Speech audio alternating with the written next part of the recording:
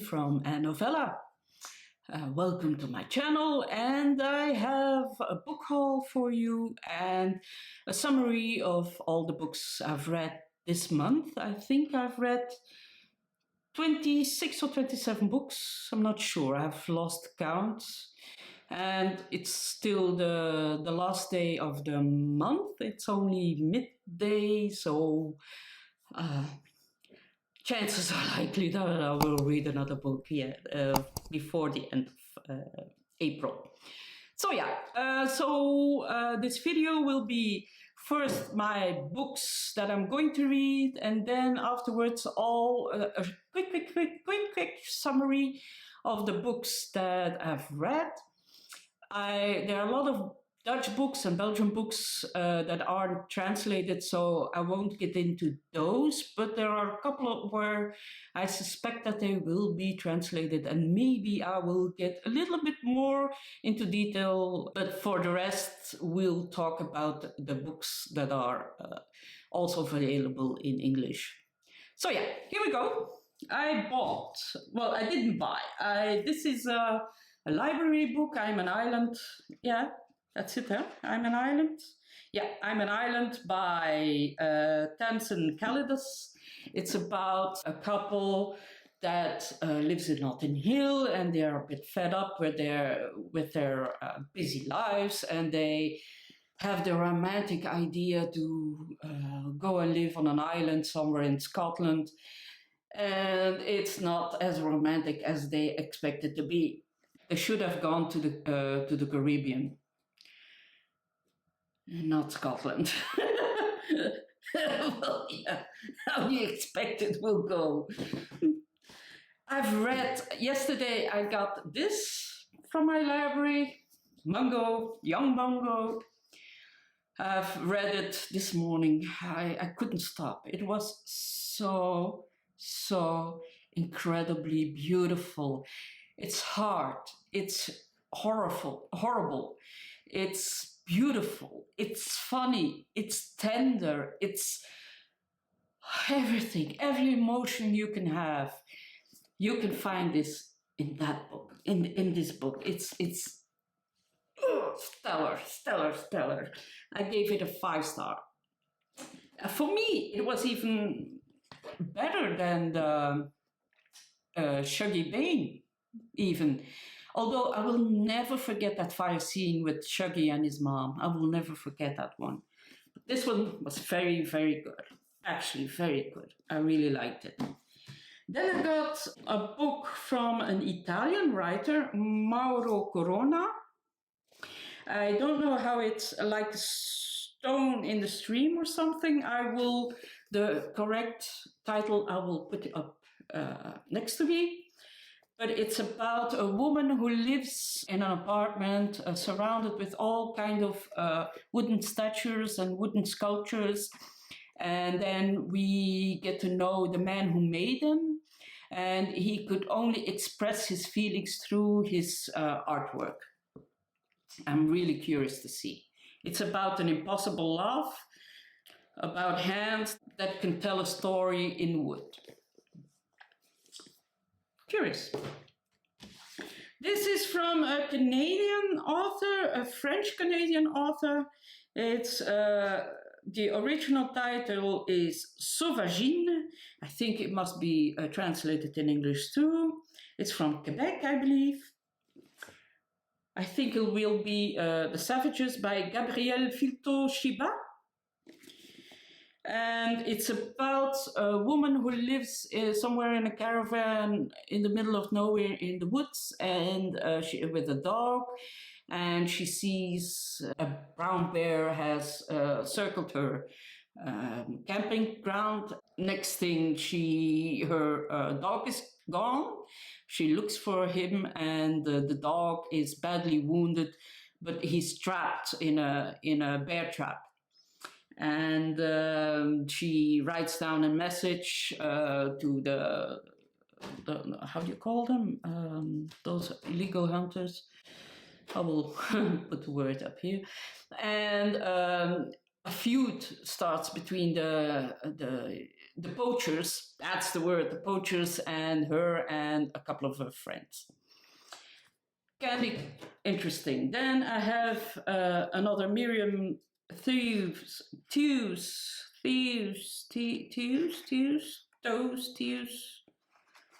What's her last name?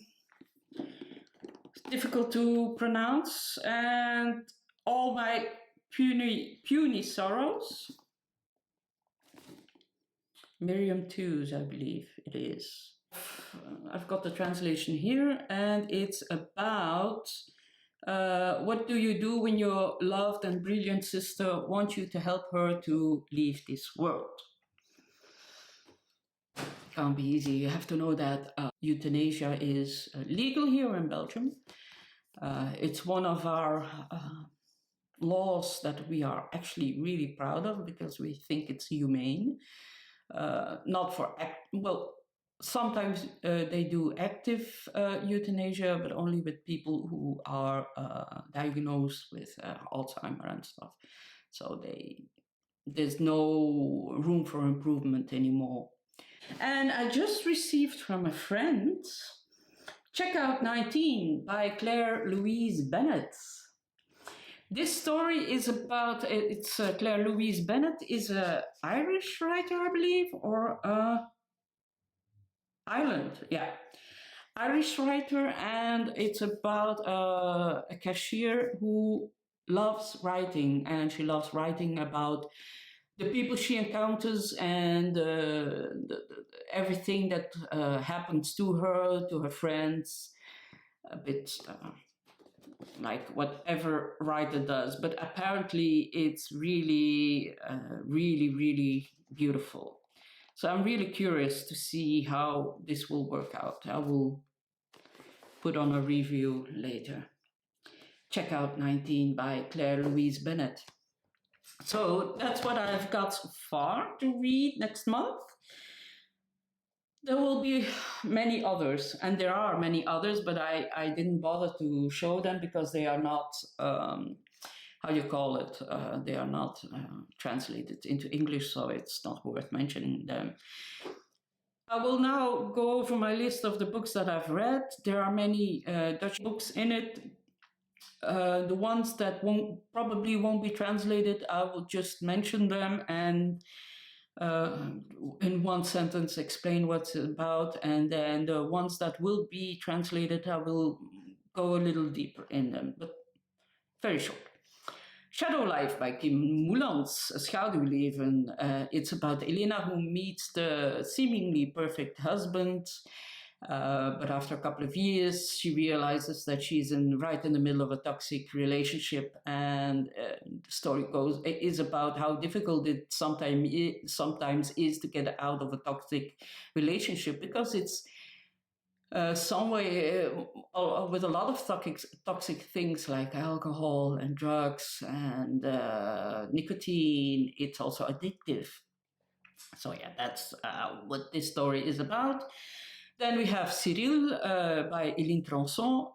That's about a 92-year-old man who is still good. He's still very active and everything, but he's alone and he decides to go and live in a nursing home. And actually that book is about the atrocities that sometimes happen in nursing homes, where everything is about making money and not about taking care of people. Then we have The Verlossing van Jacob Smallegange van Rinus Spruit. That's about a 60-year-old writer. And the fun thing about this book is that it's a book within a book. And while he writes the book, we can read with him, because he lets everything type out by a typist, because he can't hardly see anymore. And while he is writing his story, he really comes to terms with himself and his own life. It was quite good. And then we have The Sea Alone by Tineke Hendriks. That's about the Norwegian painter Betsy Berg, whom herself is really an interesting person. She lived from 1850s till 1920s-ish.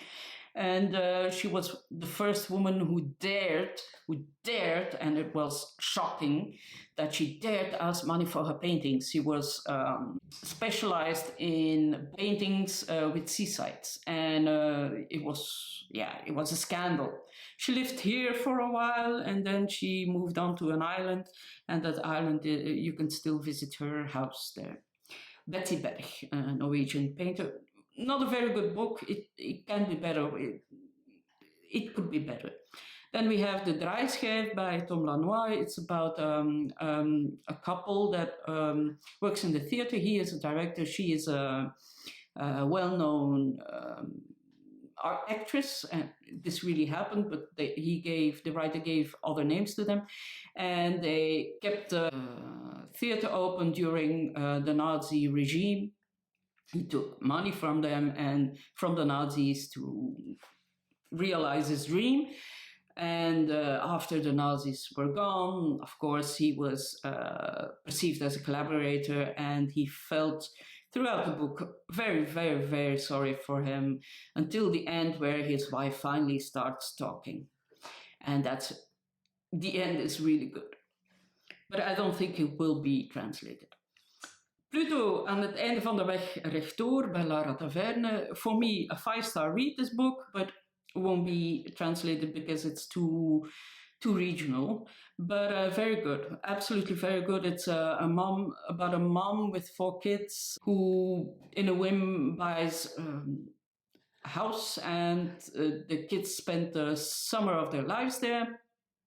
And then the story is told by Antonia through the eyes. You can follow the story through the eyes of Antonia, and Antonia is the youngest daughter. And then after 20 years, you go back to the house to get over a broken relationship, and she comes to terms with her own past, and that was not as beautiful as she thought it was.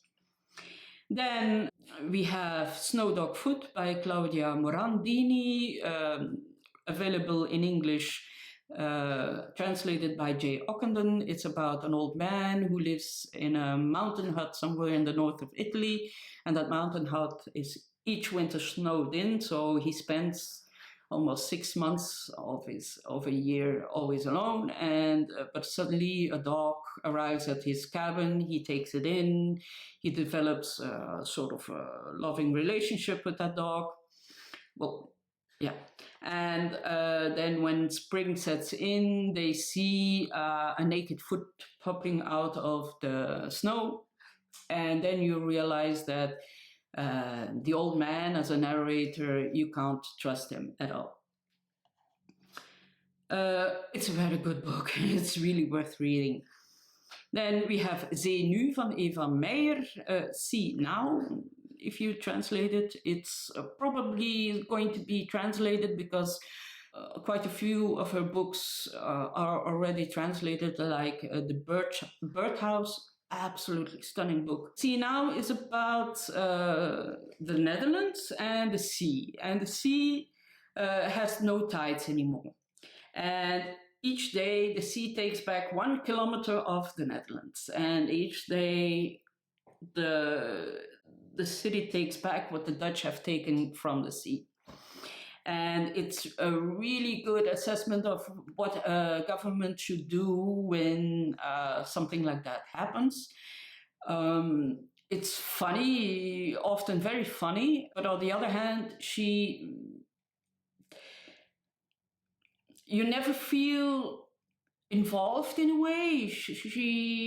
There's no personal engagement anywhere. There's no narrator that you really feel connected with. So that was a 3-star read for me. And then Mijn leven als mens, My Life as a Human by Joke van Leeuwen. That's the story of an 18-year-old girl who falls from the stairs and dies. And while she's dying, she tells a story of her short life.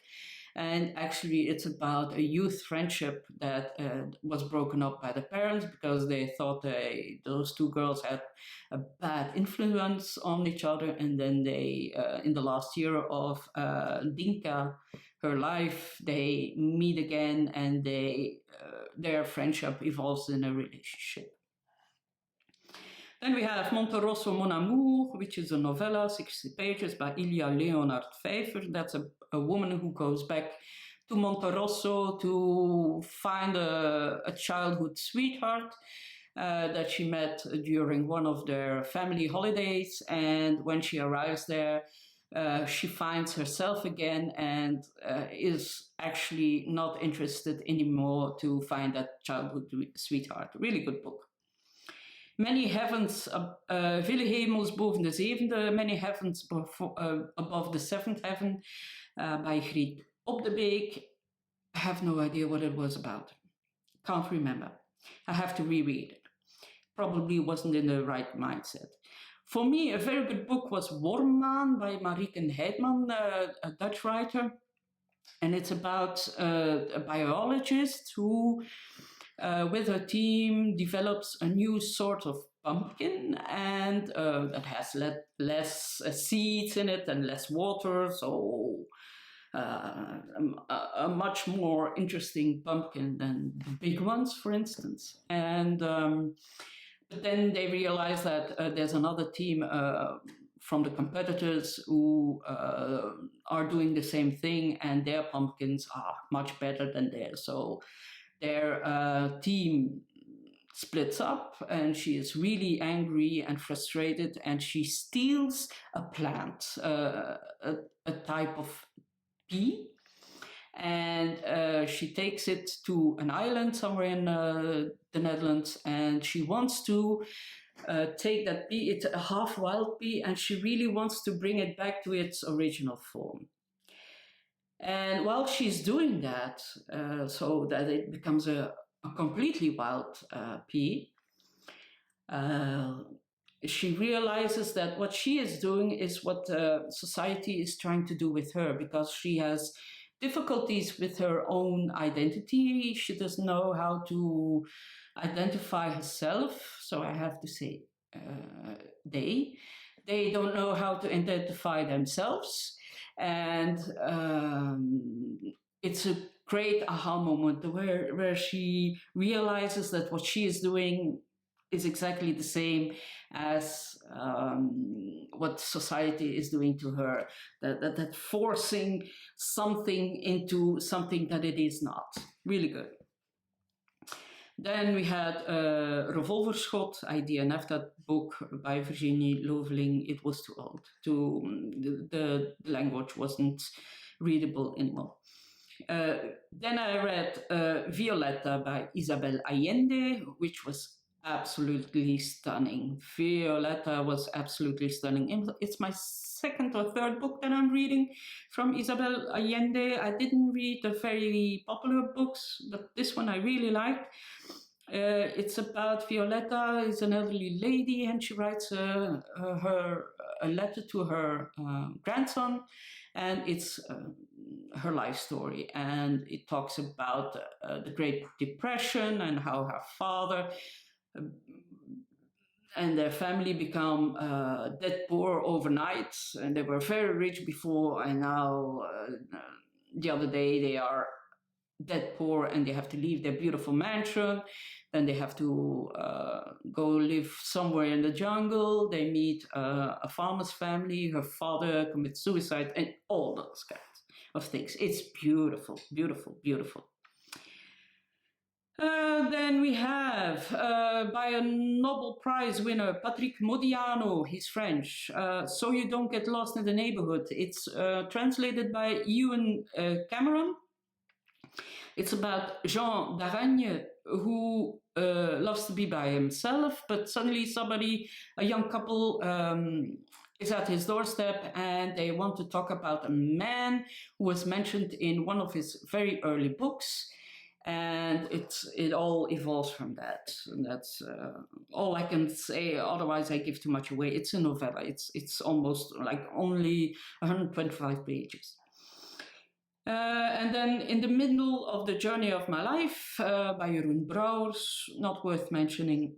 Then I've read The Stranger by Albert Camus, published in 1946. I have 3 books that are published in 1946. A man kills a stranger on a beach somewhere in Algiers, and he is sentenced to death. And the book is really a character study of him becoming from a normal, absolutely normal guy into a murderer. It's absolutely beautiful, really worth reading. I really like Camus. Then we have The Engraver by Lisa Medved. I have already posted a video about that, so I won't get into that. It's about a feud between Peter Paul Rubens and his engraver, Lucas Forsterman. And Lucas Forsterman has done something horrible, and he confides it in his daughter. And then 500 years later, a researcher discovers the mystery or the secret. Then Boys and Murderers by Herman Ungar. Absolutely beautiful, translated by Isabel Fargo-Cole. It's a collection of novellas and short stories. It's really well written, really good. It's you can really feel the brilliance of this author, but he died very young. And you can also see why Thomas Mann was a very big fan of his. And then I've read Women Talking by Miriam Toews. It's about a group of Mennonite women who come together. They were raped or gang raped by the men in their community, and most men are arrested and put in jail, but they feel that the abuse is still going on, and they have 48 hours to decide whether they stay, fight, or leave the community. Really good. Yeah, absolutely good. Then I hope this will get translated one day. Maybe it won't. It's a non-fiction book. It's about ravens, and it's called Raven and their cultural history. It's about how we perceive the raven through time. So sometimes it's a hero, sometimes it's a messenger from God, sometimes it's the devil in black, sometimes it's thieves, and it has been everything. Absolutely brilliant, a very well researched book. Then I've read Kérosine by Adeline Dieudonné. She is a Belgian-French author, and it's about a gas station near a highway, and it tells the story of what happens there at night, where all the shady people that live around there, that wander around that gas station. It's there's a killing, there's sex, a lot of sex. Forgettable for me, but yeah, I didn't think it was very good. Then Joseph Roth, Hotel Savoy. Ooh, Joseph Roth is a really good writer. It's about the life in and around Hotel Savoy. Brilliantly written, absolutely stunning, great prose, and really beautiful character studies. It's yeah, absolutely worth reading. I believe it's also published in 1946. Then I read a debut novel from 1946. It's The Street by Anne Petrie. It's about Lutie Johnson, a single mother who tries to survive in a world where everybody wants something for her, and mostly it's her body. Men decide for her, and she has to do something horrible. I was shaking. I was really shaking by the end.